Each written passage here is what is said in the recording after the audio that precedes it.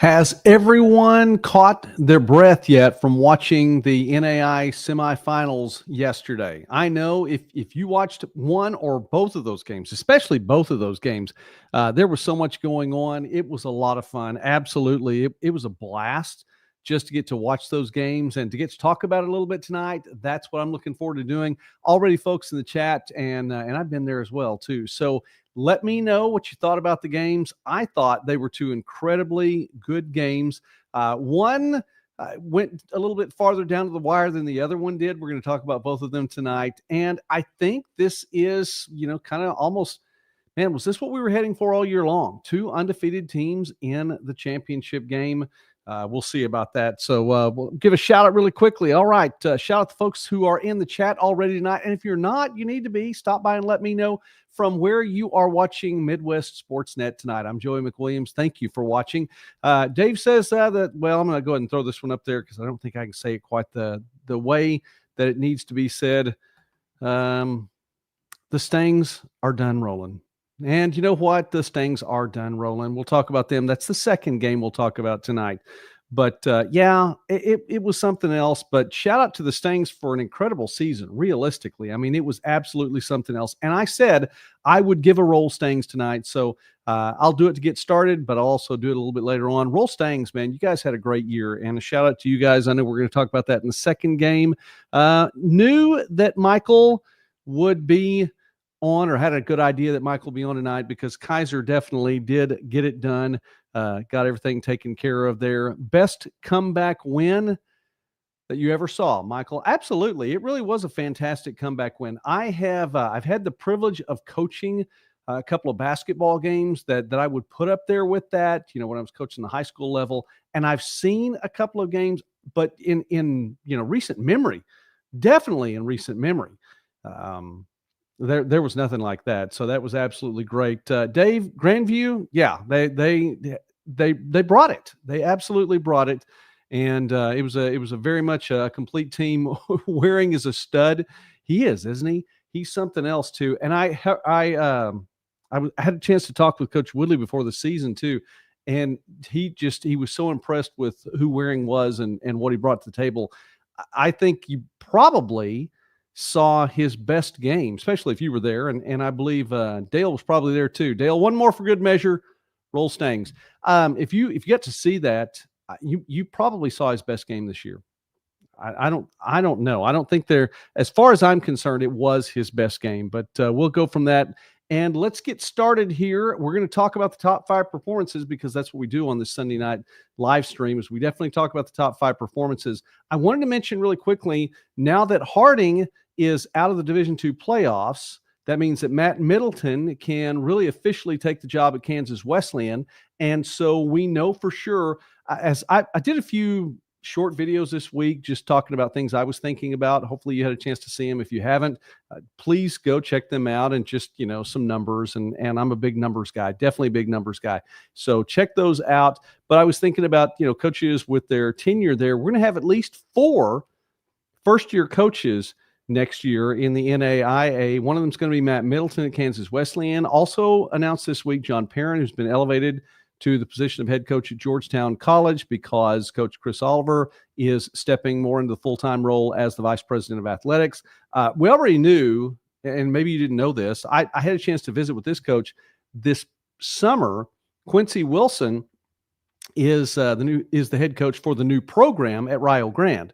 And so he'll be a first-year head coach next year, and then whoever takes the Bethel job there in North Newton. So I don't know if there are any other first-year coaches or coaches that are stepping down, stepping out. That may change a little bit more in the next 2 or 3 weeks. We'll see how that happens as the year comes to an end. But I think those are the only 4. And if you know of someone else, then please let me know. I did have one other question too. The video content, which we're working on a lot of things here at Studio B. The video part of the live streams has been a little bit less than what I would like. And so if it's way fuzzy, will you please let me know in the chat if it's just unwatchable and it becomes an audio podcast? Sorry about that. But anyway, all right. Michael had some great videos. Thank you very much. I enjoyed them. I'm going to do a couple more for sure this coming week too. And also announcement at the end, because I will tell you for sure who the videos are. I'm going to go ahead and try not to jinx it, and I will tell you for sure who 2 interviews are this week, and we'll do that at the end of the show. So, all right, let's talk about Kaiser and Benedictine then first. Okay, that was the game. It started first, so it was the first one that we went to. Man, that was something else. It really was. And it was a game that just literally, and I do know how to use the word literally not over until it was over. There was no quit to the Seahawks at all. They did not give up. Props to Coach Miles Russ. Absolutely fantastic job in keeping Kaiser in this game. And it's a Kaiser team that, at the beginning, and I don't want to take away from Benedictine at all, but there were some self-inflicted wounds in the first half. And then Benedictine took advantage of it, but not enough. And that's where this Kaiser defense, this is where I look back, and one of the things we talked about last week, and I mentioned, I thought the Kaiser defense would bow up when it needs to bow up. It did in the first half, holding Benedictine to 2 field goals. That was big, and it turned out to be, monstrous, because it's a 4-point game at the end. 4 more points than either one of those scores makes it a totally different ball game and something absolutely more difficult to come back in all of that. So at the beginning, the Kaiser defense bowed up when it needed to. At the end, the Kaiser defense bowed up when it needed to. I think everyone who's probably watching this live stream right now knows what happened in that game. Benedictine gets out early, takes the lead. Kaiser comes back. It's tied 14 apiece at the half. Benedictine gets 2 scores in the third quarter, 28-14. Get another field goal, 31-14. It's a 17-point game in the fourth quarter.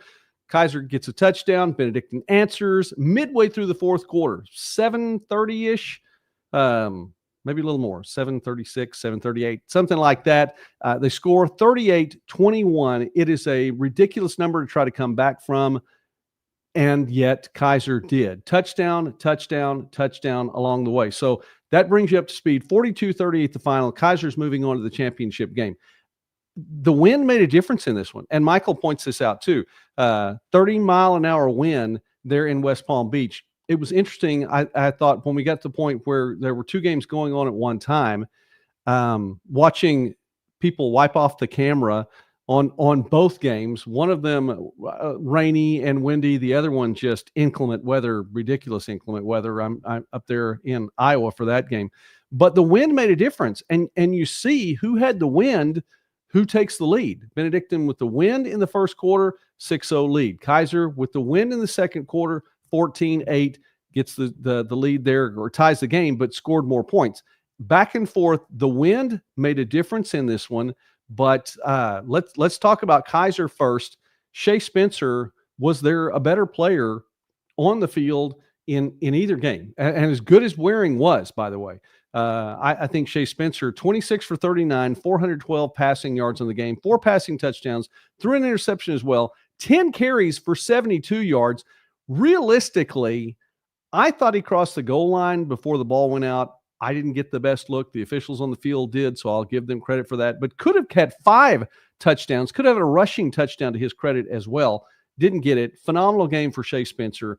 The Benedictine defense keyed on the Kaiser running game and held the Seahawks in check. Burnett, 10 carries, 22 yards rushing.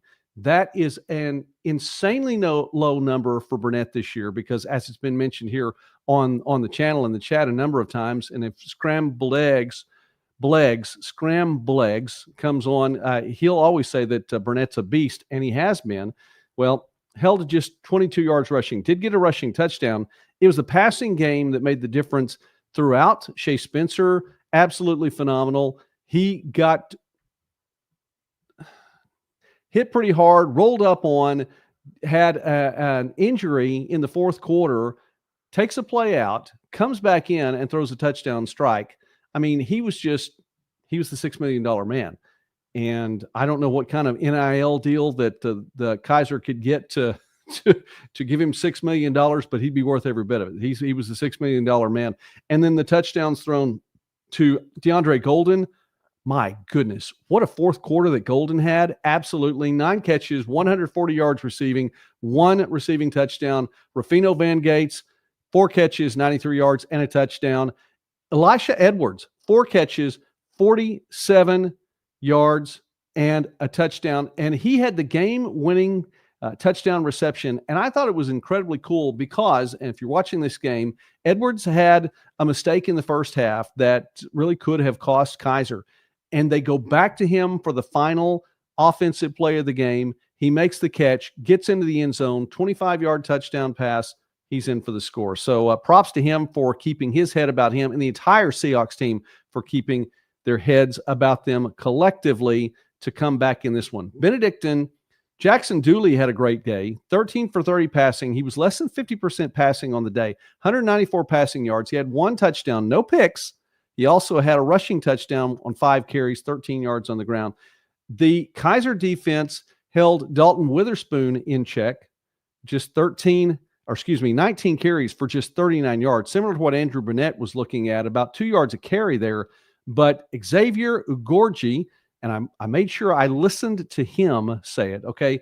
I'm going to try to say a couple of names right over the course of the night, and his is one I had to chase down and actually heard him say Xavier. I just pronounce that Xavier, but he said Xavier Ugorji had one of the biggest carries of the game, what probably could have and should have been the game-winning touchdown run. He had 12 carries, 109 yards, and that 1 touchdown where he just broke out and ran away from everybody. A big game for him. Unfortunately for the Ravens in a losing effort, Jashawn Todd, 3 catches, 79 yards. Jacob Gathright, just 2 catches for 43 yards. Definitely the Seahawks had him scouted, and the secondary watching him very closely. Still had a receiving touchdown, but that was it on the day. On defense, Abram Phillips, 11 tackles, had a forced fumble, had 2 tackles for loss. The Ravens had a great game plan coming in, and they did a good job against the Seahawks on defense, but it just, I'll say it again. I go back to that Rudy Tomjanovich quote that you never underestimate the heart of a champion. And the Seahawks just simply did not give up. And while there was still something beyond zeros on the scoreboard, they kept playing and they kept playing and they kept playing. Some big plays, what Shea Spencer did, and finding receivers in the fourth quarter with the win, but just taking chances. And it looked like there were 2 or 3 times he just threaded a needle to get it in there, finding receivers across through there. Golden making some fantastic catches along the way. So that was a big deal there. I think the other thing, as it came down to it, Kaiser made good use of the clock. They never quit, and they were the benefit of a really you hate to say it's the biggest call of the game because there were other calls there, but the holding call in that last timeout, Kaiser is down 38-21. They go down the field relatively quickly, score. It's 38-28. Get the ball back. Find a way to go down the field again, 38-35. Get the ball back with all 3 timeouts. And Benedictine picked up a first down. You would think that's going to be the end. They ran 1 play, second play on second down, they pick up the first down. Kaiser's already used a timeout. You think that Benedictine can just run clock and it's going to be over at that point in time. Ran 1 play, first down, second Kaiser timeout. Ran another play, second down, third Kaiser timeout. So you've got third down now coming up here. And on the third down, rolling out, pass play, and there was holding, and it stopped the clock. And the officials, it was the right call to make, but it was just amazingly unfortunate for Benedictine. And that is where, the Ravens fans, you look back, that particular play was really the capstone on a lot of plays through the fourth quarter where the Kaiser offense made its way through the Benedictine defense. But that holding call there made all the difference in the world because it gave Kaiser, instead of like 20 seconds, 15 seconds, whatever the case was, pretty much a full minute on the clock. You get it deep in your own territory. You have to go all the way down the field. They did just that. And there you go. So Kaiser comes away with a victory. Questions that are here. And by the way, let's go to the chat really quickly because I've seen it's gone on a little bit more. Michael Shea did make all the difference, and Burnett did have a couple of catches that were solid as well. Kaiser, Jana, let's see here.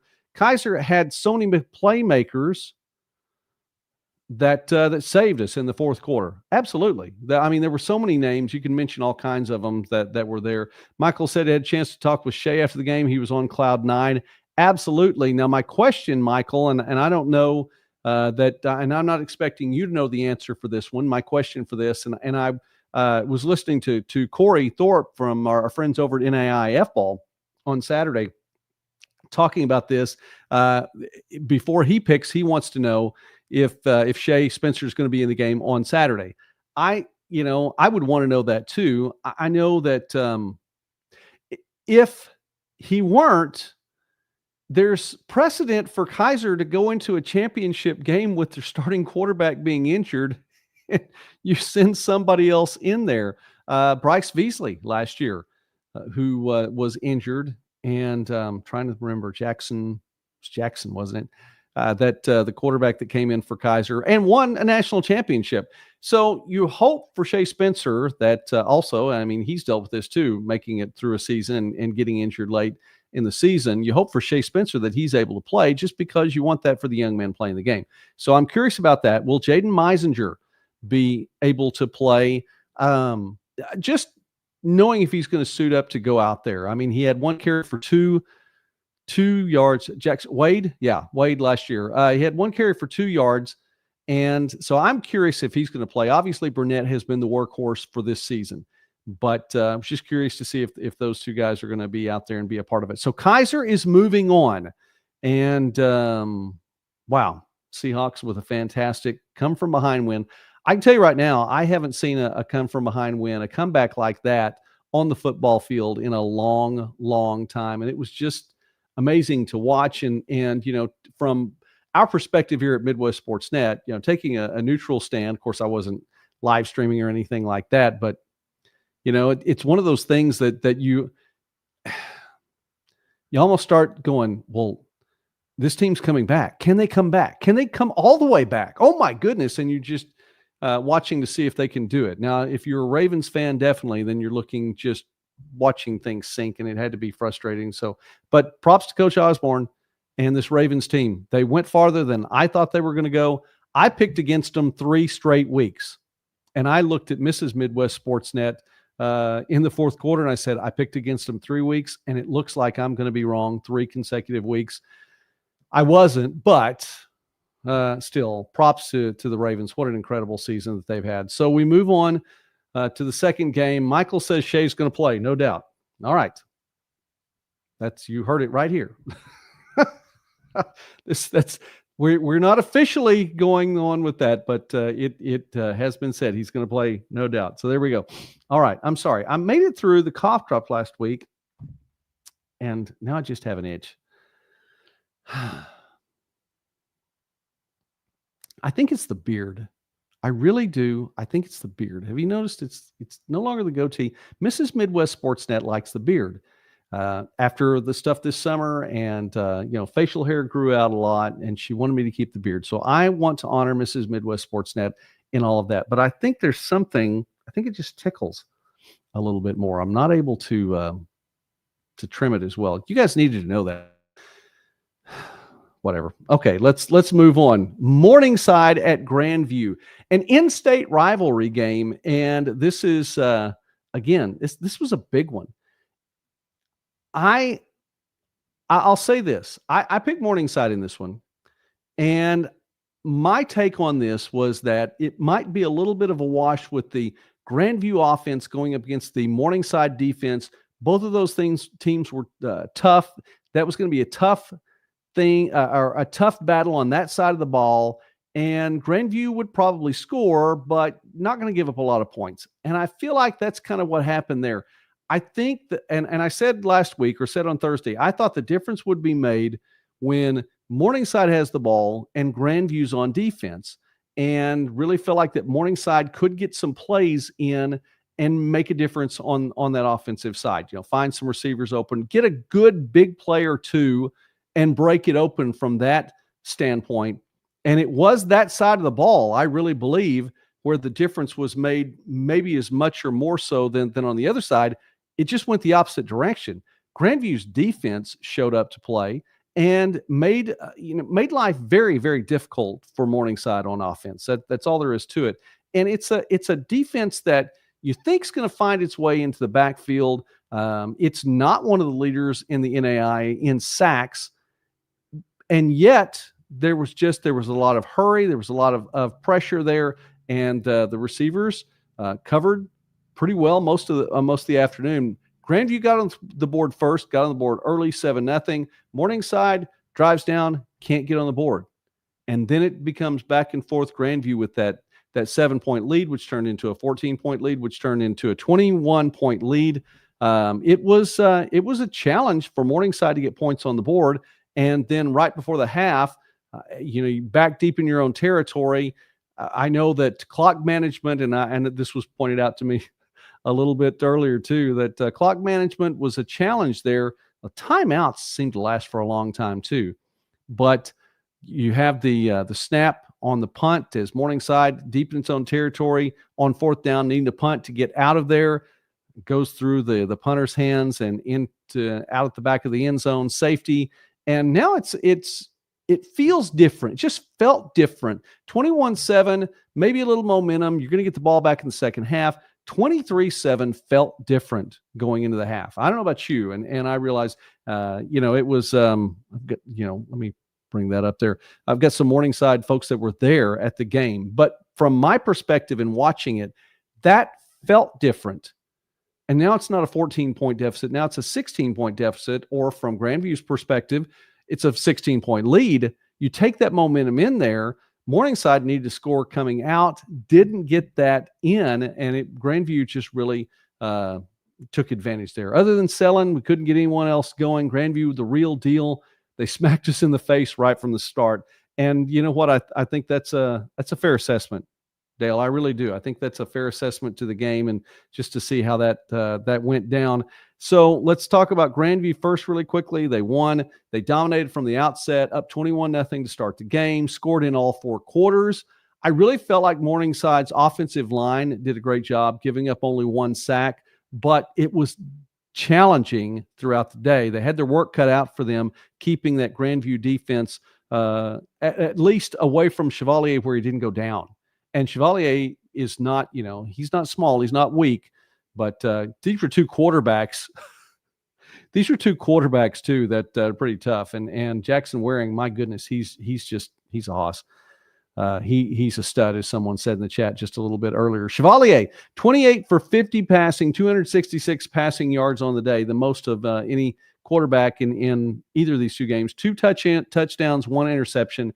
He has 4,682 passing yards for his season. That is 4th all-time on the Morningside list. And I'm going to give you some numbers here really quickly from that. But I said we'd talk about Grandview first. Jackson Waring, 13 for 20 passing, 220 passing yards, 65% completion rate on the day. That was huge. That made all the difference, I think, in the world, because he was able to connect with his receivers with a little bit more.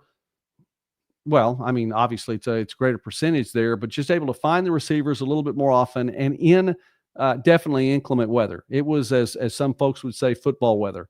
I've been in Texas for a little bit of my life and Oklahoma the rest of my life. I'm okay with football weather being 70 degrees or 50 at best, and the sun's still shining. So that's okay with me. And I coached football for 1 season on the high school level. Never had to play through the weather that you guys saw up there in Iowa. That was amazing. Anyway, Waring, 1 passing touchdown, 13 carries for 83 yards, 1 rushing touchdown too. Dalton Van Pelt, 9 carries for 53 yards on the day. He had 3 rushing touchdowns. They found a way to get him into the end zone when they needed to. So not sure we tried to get Dave says they really shut down the run, which was a valid point there. That the run game was shut down for Morningside in all of that. By the way, for Grandview, Dalton Van Pelt, those 9 carries, 3 rushing touchdowns. Isaiah Toki, 6 catches for 145 yards. Huge day for Isaiah Toki, and he had 1 receiving touchdown on the day. Grandview's John Argo led the way with 11 tackles and a pass breakup too. So that's what Grandview was looking at. Grandview is going to be moving on. Morningside, as we talk about the Stangs and Roll Stangs, by the way, for the last time during our top 5 show this season. Let me drop a couple of numbers here, just so in case you didn't know this, and I know there are a couple of guys that are in the chat right now that might be interested in this. Chevalier, I mentioned 4,682 passing yards, fourth all-time in Morningside for a single season. Drew Sellen had 12 catches on the day, 155 receiving yards. Fantastic afternoon for him. Led all receivers on the day in receiving yards. Had 1 touchdown catch, 2. He now has 1,813 yards, 1,813 receiving yards this season. That's the 3rd on Morningside's all-time list for a single season. He has 2,455 receiving yards for his career. That is 9th. He is now in the top 10 all-time in Morningside receiving yards for his career. 120 receptions this year, 2nd all-time for Morningside for receptions in a single season. Obviously, guys, it's behind Connor Niles. I mean, come on. And then 188 receptions for his career, which is also 9th on the all-time list for Morningside for career receptions. And Sellen has a few years to go. Zach Norton's career comes to an end in Des Moines, and Zach, who didn't have a reception on Saturday, still with 251 career receptions. Folks, that's good enough for 3rd all-time on Morningside's career reception list. Also has 3,823 yards receiving for his career, and that is good enough for 4th all-time on Morningside's receiving yards list. And if you don't know that Morningside has had some pretty good receivers in its history, and especially in the last 25 years, you're not paying attention or close enough attention to NAIA football. So props, Zach Norton, good job, sir. You've done well, and your name is going to be on that list for a number of years to come. Although you have a teammate in Drew Sellen that's going to be climbing the ranks, and we'll see how he does over the course of the next couple of years. Max Huff, by the way, with 17 rushes for 58 yards, 4 catches for 34 yards, but Huff wasn't able to get into the end zone. Isaac Pingle led the way for Morningside, 7 tackles, 3 of them tackles for loss, including a sack and a half, and had a fumble recovery, but not enough there. Let's drop this one on here really quickly. Yeah, Sellen had an insane season. It's an all-timer. Looking forward to the next few years. He will do very well. But Dale, also, again, props to Zach and it was so nice, by the way, so incredibly nice to get to see him come back and get to be a part of the end of the regular season and then, of course, the playoff run too. So props to Zach and his career. So that means we have Grandview and Kaiser heading into the championship game. Of course, these are the top two teams in the country, top 2, 1 and 2 in their rankings, not ratings. And I'm still, even at this point, I guess I could say top 2 seeds, but you guys know how I feel on this channel about seeds outside of a true bracket. I mean, seriously, when you reshuffle the decks every week, and I know it's for convenience, and props to the NAIA, by the way, because we got 2 really quality matchups this week and 2 very good games this week. So props to them for that. But when you reshuffle the deck every week, they're not seeds. I mean, the seeds are just numbers. And even the rankings, not ratings, that are beside these 2 teams, which are 1 and 2, and have been 1 or 2 since October 7th. Kaiser's been number 1 all year long. Grandview wasn't number 2 until October the 7th after Northwestern lost. And so it took a little while to get past that Northwestern number right there. But even at that, the seeds, they're just numbers. They don't really mean anything. It's kind of like on Whose Line Is It Anyway? You remember Whose Line Is It Anyway when Drew Carey would come out at the start of each show and he'd say, "Welcome to Whose Line Is It Anyway, where everything is made up and the points don't matter." That's right. The points don't matter. Just like anything the government is trying to tell us about the drones right now. Anyway, they just don't matter. I will say the number 1 and number 2 ranked teams in the country meeting in a championship match. I think there's a lot to be said for that, and that it's come down to this, and this is where we are. Props to them in getting that point. So we'll start wrapping up here really quickly. I haven't given you my top 5. Man, I got to do that. Can't do it without the top 5. There we go. Top 5 performances. you know what? If Benedictine wins this game, Jackson Dooley is easily top 5 right here. They don't, but man, what an effort he had. 13 for 30, still below 50% passing, but had one passing touchdown, one rushing touchdown. Jackson Dooley has to be on the list right there.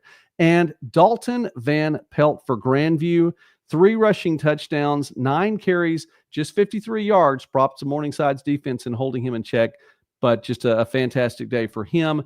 Jackson Waring, oh my goodness, he is well, it's been said he's just a stud, and he best game of the season for him. 13 for 20 passing, 220 passing yards, 1 passing touchdown, 1 rushing touchdown. And then for Kaiser, the way that DeAndre Golden came alive in the fourth quarter, the incredible catches he made, 9 of them for 140 receiving yards, that 1 touchdown catch. And really, he led the way on the final touchdown drive, getting some great receptions as well. And then Shea Spencer. My goodness, Shea Spencer was just, he was a hero on Saturday. And I hope for him, and we're not making a pick yet, but I hope for him that it's going to be, he's able to play. I really just, for all that he's been through, working his way back into this year, leading the number 1 team in the country to the championship game, I sincerely hope for him that he is able to play. So as we wrap things up, let me tell you this. Please tune in to Midwest Sportsnet this week, because we are going to get to talk on Monday, and I'm looking at my calendar above the monitor up there. On Monday, we get to visit with Miles Russ, and on Tuesday, we get to visit with Joe Woodley, coaches for the Kaiser Seahawks and the Grandview Vikings, respectively. And I know I don't normally say who I'm going to talk to because I don't want to jinx it. I really don't think I'm going to jinx it this time. I really believe that I'm going to get to talk to both of them, and we'll actually have the videos online for you. So that should be fun. So that's Monday and Tuesday that we will have some interviews online. We're also going to do a few more videos of the I Was Thinking variety, where I've got a couple more things to throw your way about football. So please stop by the channel for that. If you've not already subscribed, number 1, please subscribe.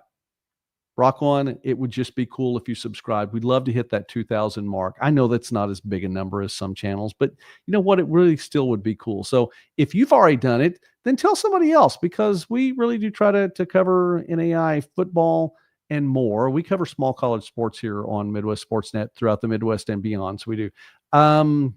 Before I forget, Dale, you're absolutely the man.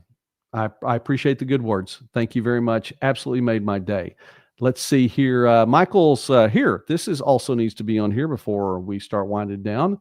Michael Brooks, his grandson Wyatt, will be playing in his final championship game, 3rd time in a row to be in the championship. So that is absolutely a big deal. By the way, Morningside being mentioned a lot this weekend as well, just because this is going to be the first time without a Morningside or Northwestern in a championship game in quite a while. So definitely Dale, Dave, and everyone else that likes to give us a roll stings, your presence is noted. It is felt when it's there, and it is definitely noted when it's absent. So that's a big deal. All right. I think I've hit everything. Coach Russ on Monday, Coach Woodley on Tuesday. We'll have those interviews there. And then Thursday, this is what I'd like to do. We definitely want to get we want to do a preview. We want to talk about the 2 teams that are going to be playing in that one. And also, I encourage everyone, come back for that one, because we'll have a few prop bets. Not that, we're affiliated with anyone in Las Vegas or anything, and not that really we can give a prize out or anything like that. Someday there's going to be a prize budget. Today is not that day. But so keep that in mind. We have some prop bets if there were bets on the line, and there aren't, but some numbers that I think would be interesting to see what you think. Are those numbers going to be eclipsed or not met? And who's going to be scoring first? All those things. We'll talk about that on Thursday. Should be a fun live stream, so I encourage you to come back for that on Thursday. Okay. Shout out to Dave, to Dale, to Michael, to Jana, and anyone else that happened to be in the chat tonight. To everyone, thank you for taking time. Seriously, thank you for taking time to not only be in the chat, but to support the channel. And you all do that in a lot of different ways, and we appreciate that. Again, tell somebody, if you've already subscribed, tell somebody else they should subscribe as well, so we can try to make that 2,000. It'd be great. It'd be neat if we can do it before the end of the year. We'll see how that works out. I know there's only like 16 days left. That's all right. Goals for next year, even if we don't. And it just means a lot. And if I don't say this enough, let me say this now because I really mean this. Okay. And hopefully you guys have, if you're still watching and you know this enough by now, I don't say things I don't mean. There's no reading between the lines for me because there are no between the lines. I either say it or I don't. Like last week, I was praying for you guys to get back home safely. Not only get there safely, Dave and Dale and whoever else was going there, but that you get back home safely as well. If I say I'm going to pray for you, I'm going to pray for you. I think you guys are absolutely the best supporters of a channel that are out there. I mean, we get to talk, we get to visit. I cannot think of another, small college sports channel like this. And I know there's some big time channels and all this. And if we get to be that way someday, rock on, because I'm not going to turn it down. But I think for a small college channel like this one, and you guys are the best. We get to talk, we get to be friends, and it just means a lot to me. And I do mean it. I will, when we're done here, I will go back out of Studio B, also known as the sunroom here at the McWilliams household. I will go out of Studio B and I will go in and tell Mrs. Midwest Sportsnet. She'll say, how'd it go? And I will say, I had a great time. I love talking to the people in the chat. It's so great. She always smiles and I smile. And so it means a lot to me. So there we go. 2024, I've had a lot to be thankful for. And I'm thankful for you guys. All right.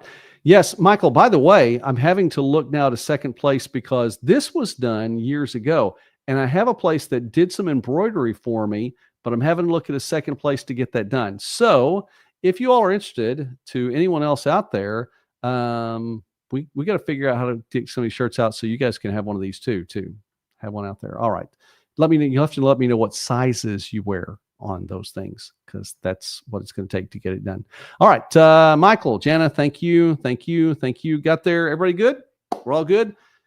Should be a fun one. Noon Eastern time. And this, you'll have to figure out where to watch it. This is going to be interesting to where to watch it. Figure out how to watch it. That's right before the end of the broadcast. Right before the end of the broadcast. There we go. That one's for you, Scram. That one is for you.